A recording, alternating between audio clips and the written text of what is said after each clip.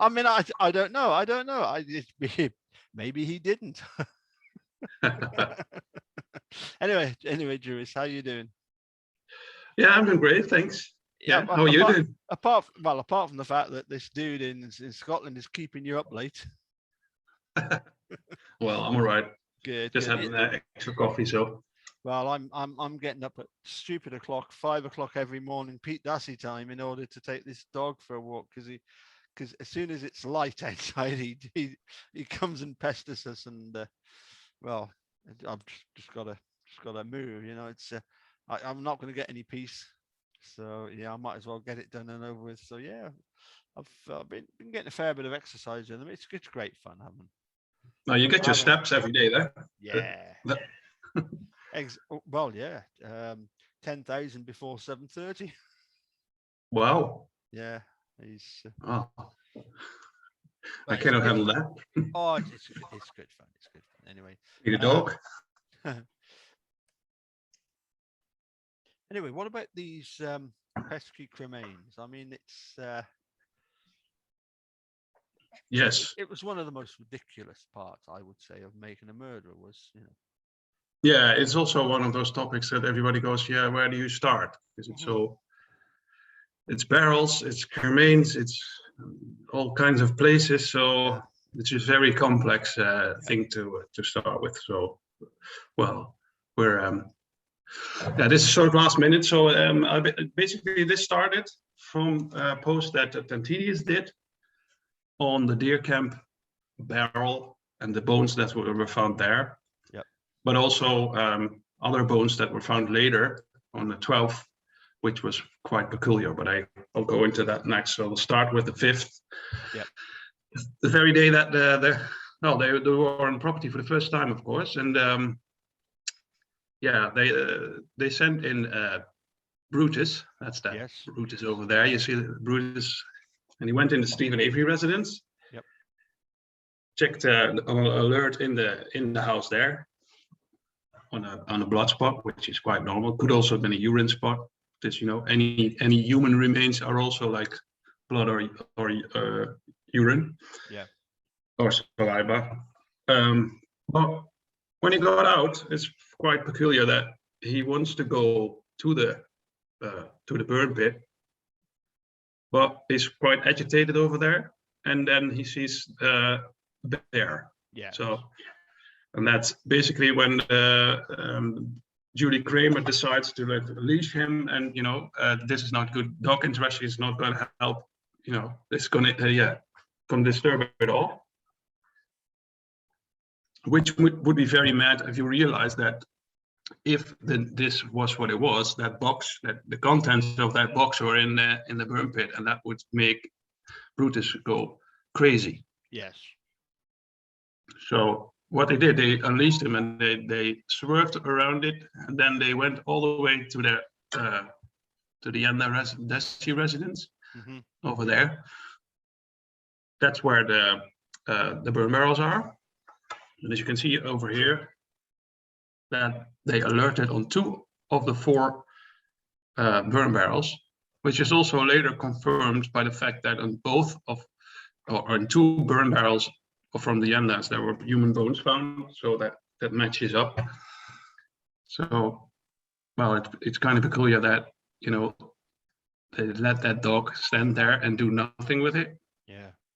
That would have prompted immediate time to say like, okay, let's give Bear a nice steak and lure him off the property or anything like that, and let the dogs do our work. Is that's you're looking for burned stuff. Or anything, but yeah, I can't fathom that. Sure. And basically, the same thing goes for Stephen's barrel, which is over here. That is also just let there, like, okay, we've got that barrel. And of course, they went after cadaver hits and inspected that first. I get that, but there's that barrel, and they let that barrel stand there for another 2 days, which is basically crazy, I think. I did the other day. This is a snippet from Julie Kramer. Yep. Who said like she was asking court like, could you point at Laser, please. Oh, yeah. Did Brutus ever, or was he allowed to ever search behind that garage in that area? I thought it was peculiar that she said, no, not that evening. Mm. That kind of like ever means no, or, you know, kind of like looks like, okay, you've been there another time then. So I was like, that's weird. Yes. But it might be my my interpretation of it. But then of course we go to the 8th. When we go, let me pop at this one. When we have stirred event. Yep. And as you can see here, a large intimidating German Shepherd stood on top of a dirt pile. Yeah, this is also the doghouse was also on top of the pile, and the leash appeared to be secured to it. The dog was positioned such that the dog prevented people from getting near the dirt pile. Why would you do that? But, okay. This is one about the measurements. I'll skip that. And then she said, like, Sturtevant had been told that there were burn barrels through the area and allegedly burning animal carcasses before, and therefore the discovery of suspected bone material did not seem that unnatural and unusual at that time. Yeah, they wanted to, like, you know, it's normal that there are bones found in the burn pit. So yeah, that's the reason why we didn't look, kind of thing, you know. Sure. However, Sturtevant felt it important to collect material and have it analyzed by the crime lab. And the site could be revisited if it contains human remains. The site, now, well, the thing about this is really bizarre, because they went in at 3 o'clock, right? They or the crime lab went. Before that, they already found what they thought were human bones. So you send in the crime lab, and they come in real fast, you know, everything in the box. And Ertel was literally saying, like, okay, if you have any doubts about it being human, just throw it in the box, you know? Yeah. And what I thought also very peculiar, that they used flashlights to do it. You can remember the site at Cuss Road where they planted all these floodlights, even with the RAF site, all these big lights shining on the area to search it. Yes. Why would you, if you find a human bone or suspected human bone in a burn pit of your most suspected, of your biggest suspect, why do you not set up a whole tent, the whole circus, you know, and search it for 48 hours straight until you got everything left out of there? That boggles my mind a lot. Yep. So yeah. Well, well, that didn't happen, of course. So sure. We don't have any photos to check what really happened. Well, you know? Yeah, I mean, the thing is that Sturtevant is the one that at trial, he is the one that admits to Dean Strang that, you know, if it, you know, he says, well, you know, it was me to blame. Well, two things that are odd there. You know, you've got photographs of everything else. So were there no photographs taken of the burn pit? You know, personally, I find that hard to believe. I wouldn't find it hard to believe that there were photographs taken and withheld, like the CD. Yeah. You know, I'm I wouldn't be at all surprised if Tom Fassbender hasn't got photographs. But then, what did they take photographs of? I suspect it was just a pile of bones that had been dumped. And that's why John Ertel comes across and says, well, they'd already been gathered up. Yeah. Yeah. That, you know. Well, you can actually see that if you scroll through these pictures. I have a few of them here. Right. The pictures that we do have. Sure. But, let me go through this first one. But this is Barrius. This guy is taking a picture from very close of a very vicious, aggressive dog who just sits there and doesn't give a shit. Yeah, that's what it looks like, right? And also he's terrified because the bonfire was so high and so fierce to produce those cremains. You know, he was seriously damaged, you know, by by the fire. You know, he's sort of freaked out, isn't he? You know. The fire that never existed yet. Exactly. Yeah. Yeah, yeah. Well, this is a, you know, at Julie Kramer's part, that is dog-to-dog interaction. That is a different thing, of course. But how we interacted with humans, yeah. Well, from a picture you can't say much, but this is not really an aggressive dog. No. And there's a little snippet here I've got as well from the 6th. Let me just put that up. See if you can see this. This is behind Stephen Avery's garage, and they're turning towards, well, basically his dog house, which, you know, I'll let you see it. There's Bear, and he's like, oh yeah, sure. Doing that, bye. Yeah. Multiple people over here staying, so, you know, yeah, well. They had to make that up, I guess, to make it more like, oh, you know, reasonable why they didn't search any sooner. Where was I? Oh yeah. The other odd thing is, oh sorry. No, you're fine. That so basically they had the 8th, and they got that between 3 and 5. They got the box of bones out, and the rest fell on the tarp, and they brought that away. And they used the shifting equipment to screen all those bones. Well, you would expect that if these bones were found to be human, which was the day later by Dr. Bennett, about 1 or 2 o'clock, I can't remember exactly, but you would expect that to be the situation where you prompt to go straight back to that place and do the excavation then, you know? Yeah. Why? I don't understand why they just felt like, oh, well, we wait just another 24 hours to do it. Well, the reason for that is that they were finding human bones in the quarry. Yeah. So that tends to shed a whole light on what's the primary burial location. Yeah. I mean, it's like the finding of the key. You know, they've it's so ridiculous. You know, they really don't want to talk about it very much. And when it comes to the finding of the bones, oh, we found some bones. Yeah, it's not, as you say, they don't want. No, and it was a real small pile, as Sippel said in the phone call. Yeah, it's a real small pile left because we have to go to another scenario where the transporting to the quarry took place, because otherwise it wouldn't make sense, you know. Mm-hmm. So, well, if you look at the box, I thought it was rather a big pile actually. So, don't know what came in that box afterwards, but yeah. Okay, so the 9th they did nothing, and then you go to the 10th, and the 10th is when they came in and did a formal grid search of the pit. Then you go back to the pictures of the burn pit. I want to just add just a little more, because this is an image I did a while ago.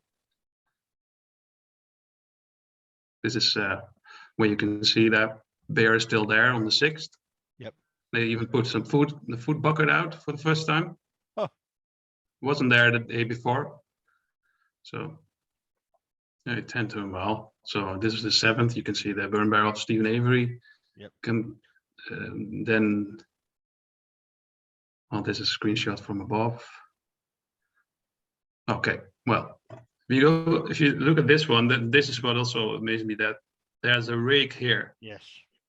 And that garden hoe here. They do not appear in the pictures that, well, got that all the way up. Let me do this a bit more quickly. They do not appear here. You see? No. That rake would have one that is lying over here. So that, who done that? What's the point with that? I must have been stirred of like picking that all up and leaving it like that. And that's how they process the crime scene afterwards, because there's pictures afterwards with those tools in there. So, oh well, I sort of peculiar thing to just mention. Yeah, sometimes I drop these things and they don't mean nothing, but I just noticed them. Well, do you know what was really bizarre, Juris, is that when we went to the rally at Manitowoc, Yeah, we went and stood outside the courthouse and cheered every time somebody went past and honking the horn, and you know basically I went around, had a chat with everybody, and then we all went off to the salvage yard, and we all park up, and we got the photo shoot at the sign, and we all go down to Steve's caravan, and we're all sort of looking around at the burn pit as if as if there's any significance here. There isn't, is there? There is nothing. no, There is no, nothing significant about, it's not as if it's a significant place. It just so no, happened to be the place where somebody thought it would be a good idea to dump a few bones. It's it was almost bizarre. I remember thinking to myself, it's almost as if we're doing this pilgrimage to Teresa Hobart because this was her last resting place, but it's so contrived. It's so false. yeah, yeah, and they trashed that whole place. Yes. The burn pit is just bobcatted out. Mm-hmm. Trying to find what would you try to find? There's no logical conclusion to use bobcats for. That's basically cleaning up the place. You know what I mean? So nothing ever can ever be found again by anyone else. Yeah, and just destroying the scene basically because. Yeah. As I. It's just one of those bizarre things. You've got all these photographs of so many other things, and yet you've no photo. Nobody thought it was a good idea. And as you say, Sturdivant was the one in court that said, well, if anybody's to blame, it was me. And bless him, Dean Strang says, well, I'm not here to lay any blame at anybody's door. Yeah. Which is bizarre because it's like yeah. If this was the primary burn location, then prove it. And with all the tunnel vision they clearly have in this case, then why not take the photographs? That's the most important part. Yeah, as I say, I wonder if photographs were taken and somebody said, we'll just keep hold of those. They don't need to know about these. Maybe they were kept. It just seems so bizarre that. Well, I think it's the 9th and the 10th when they were visiting the quarry, and they were all kinds of you found human bones in there, that simple call. And I was thinking like, okay, and then at the 10th they searched the burn pit, which they should have done way before. If you find human bones, how can they burn bones from another location at that point, be added to the burn pit? Well, that's what blows my mind. Yeah. Joriz, great having a chat with you. I'm not going to keep you any longer, other than to ask, what's the latest news on Ripper? Do you think he's maybe sobered up a bit? He was on about the fact that he'd fallen over and done damage to himself, even to Vanilla Ice Baby. Yeah. I hope he is. Well, if I would do a 7-hour marathon, I would be feeling that all week. I tell you what, he was epic. I hats off. Respect to the guy. He's absolutely brilliant. That was fantastic to finish off with him. And thank you, Joriz, for the sharing your screen, because I never knew that we could do it like this. So this has been absolutely fantastic. Great. You learn something new every day, don't you? That's what we do. Exactly. Listen, it's nearly 11:30 for you. I'm going to let you go and say thanks very much. I'm not too. Yes, I think I do have an appropriate button, and I'm going to say cheerio thanks once again. Thank you. You're an absolute star, obviously, of the of well, yeah. Okay. I think that, I mean, I couldn't do any of the work you do. I couldn't do that. And I realized that, we've all got our own different niche, haven't we? We've got a different. We've Yeah, all got yeah, something that we can do. yeah. Well, I was thinking about it because I'm not really good at like Magilla does, like the whole theorizing thing. I'm I just I'm a detail person. You know. Yeah. So I really, if I have things that I mostly look up as things in here. Yeah. If I want like, oh, I want that photo, okay, I'll go there and then click it. Wow. You It's must have still, spent hours on this. yeah, I did, yeah, Yeah. yeah. But I just know that if you have this whole case file in front of you and you want to quickly find something, you Yeah. need a sort of a data crunch thing going on, and Yes. that's otherwise you became going crazy looking at all things. That's why I got the questions. People like, hey, where is this? Where is that? Yeah, I like that. It's good. So yeah, Anyway, but like you say, everybody has his own talent and thing to add to the table. So I really appreciate other people as well it's who it's do just things it's that I can do. I mean, yeah, yeah. it's a fantastic community. I'm gonna I'm gonna say cheerio. And we'll speak to you again soon. Thank you. Bye for now. Bye for now.